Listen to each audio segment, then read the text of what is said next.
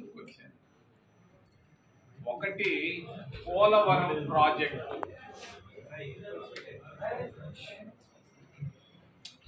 40-50 ఏళ్ళ నాడు అంజయ్య పునాది రాయి వేశాడు.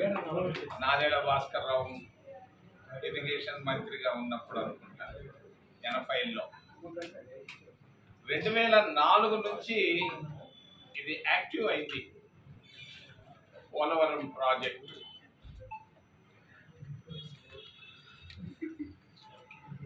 రాజశేఖర్ రెడ్డి 6 సంవత్సరాలు ముఖ్యమంత్రిగా ఉన్నాడు ఆంధ్రప్రదేశ్ రాష్ట్రానికి.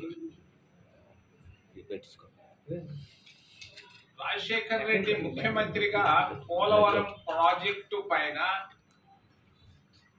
అది ఎడమ కాలువ కానీ కుడి కాలువ కానీ ప్రాజెక్టు కానీ రిహాబిలిటేషన్ కానీ ఏదైనా కానీ ఎన్ని వేల కోట్లు ఖర్చు పెట్టాడు పోలవరం ప్రాజెక్టు పైన రాజశేఖర్ రెడ్డి ముఖ్యమంత్రిగా ఉన్నప్పుడు ఎన్ని వేల కోట్ల రూపాయలు పోలవరం పైన ఖర్చు పెట్టాడు. రెండవది రోసయ్య నేను అనుకోవటం లేదు ఖర్చు పెట్టాడని. కిరణ్ కుమార్ రెడ్డి 3.5 సంవత్సరాలు ముఖ్యమంత్రిగా ఉన్నప్పుడు పోలవరం ప్రాజెక్టు పైన ఆయన ఎంత ఖర్చు పెట్టాడు, కాంట్రాక్ట్లు ఎవరెవరికి ఇచ్చాడు. మరి మూడవది చంద్రబాబు నాయుడు 2014 నుంచి 19 దాకా హైడ్రో ప్రాజెక్టు ఆ ప్రాజెక్టులు అని చెప్పి కొంత ఖర్చు పెట్టాడు. మరి చంద్రబాబు నాయుడు ముఖ్యమంత్రిగా ఆయన ఎంత ఖర్చు పెట్టాడు పోలవరం ప్రాజెక్టు పైన, అది రిహాబిలిటేషన్ కానీ హైడ్రో ప్రాజెక్టు కానీ మరి ప్రాజెక్టు కానీ. చివరిది జగన్మోహన్ రెడ్డి 2019 నుంచి 24 దాకా 5 సంవత్సరాలు ముఖ్యమంత్రిగా ఉన్నాడు. జగన్మోహన్ రెడ్డి ముఖ్యమంత్రిగా పోలవరం ప్రాజెక్టు పైన రిహాబిలిటేషన్ పైన ఎంత ఖర్చు పెట్టాడు. దీని ఇప్పుడు మొన్న కాళేశ్వరం అనే ఒక ప్రాజెక్టు తెలంగాణలో మొదలైంది. ఆ ప్రాజెక్టు పైన జ్యుడిషియల్ ఎంక్వైరీ చేశారు. పినాకిని చంద్ర ఘోష్ అని ఒక రిటైర్డ్ చీఫ్ జస్టిస్ ని తీసుకొచ్చి ఆయన తిరుగుతా ఉన్నాడు ప్రాజెక్టు పైన. ఆయన దాదాపుగా ఇప్పటికీ నాకు తెలిసి ఒక 8-9 విజిట్లు చేసి రిపోర్ట్ రెడీ చేస్తున్నాడు. మరి పోలవరం ప్రాజెక్టు పైన చంద్రబాబు నాయుడు ముఖ్యమంత్రి గారిని నేను అభ్యర్థిస్తున్నా, పోలవరం ప్రాజెక్టు పైన 2004 కానీ అంతకు ముందు కానీ ఆ రోజు నుంచి ఈ రోజు దాకా ఎన్ని వేల కోట్ల రూపాయలు ఖర్చు పెట్టారు, దానిపైన జ్యుడిషియల్ ఎంక్వైరీ ఏమని నేను రాష్ట్ర ప్రభుత్వాన్ని, రాష్ట్ర మంత్రివర్గాన్ని, చంద్రబాబు నాయుడు ముఖ్యమంత్రి గారిని నేను డిమాండ్ చేస్తున్నా. అసలు ఏ స్టేజ్లో ఉంది ఈ ప్రాజెక్టు? ఇది ఒక బ్యారేజ్ కట్టి ఉంటే అయిపోయి ఉండేది, ఈ పాటికే ఎప్పుడో కంప్లీట్ అయింది. నాకు తెలిసి దాదాపు 30 నుంచి 40 వేల కోట్ల రూపాయలు ఖర్చు పెట్టారు. ఈ 30-40 వేల కోట్ల రూపాయల పైన ఎవరిది బాధ్యత? ఇంకొక 30-40 వేల కోట్ల రూపాయలు లేదే కానీ ఇది ప్రాజెక్టు పూర్తి అయ్యేటట్లేదు. పూర్తి అవుతుందా లేదనేది అది భగవంతుడే నిర్ణయిస్తాడు.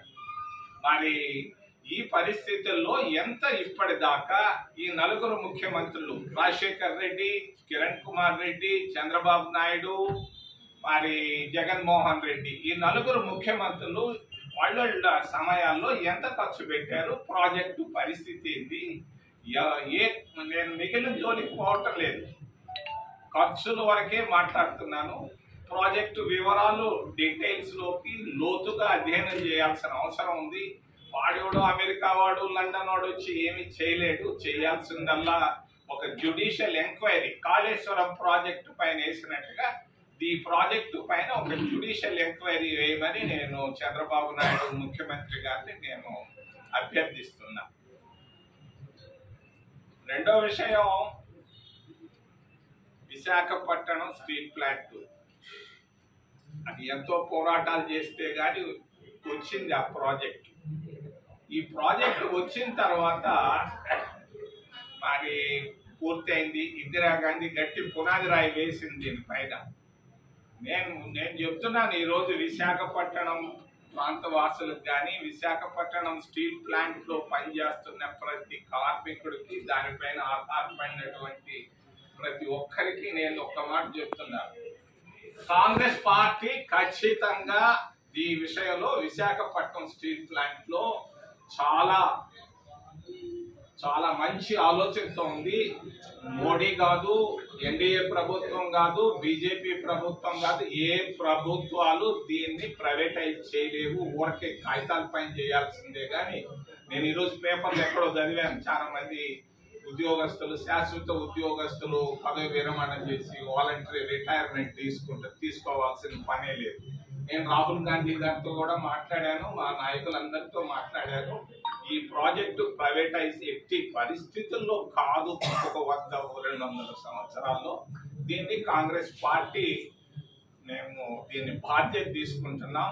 మోడీ కాదు, ఎవరైనా కానీ ఏమీ చేయలేరని తెలియజేస్తే ఏదైనా ప్రశ్నలు ఉంటే అడగమని దయచేసి చేతులు ఎత్తి ప్రార్థిస్తుంది.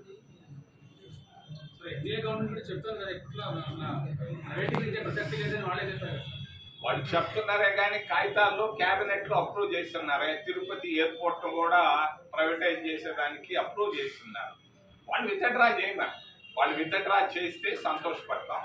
విత్డ్రా చేయకపోతే ఎవడూ చేయలేడు. ఒక మాట, ఇందిరాగాంధీ చేసిన పునాది రాయి, ఆ రోజు బ్రహ్మానందరెడ్డి ముఖ్యమంత్రిగా వేయించిన పునాది రాయి, గట్టి పునాది రాయి, ఎవడు ఏమీ చేయలేడు. ముఖ్యమంత్రి కుమారస్వామి గారు వచ్చారు కదా, దాని మీద మీ అభిప్రాయం?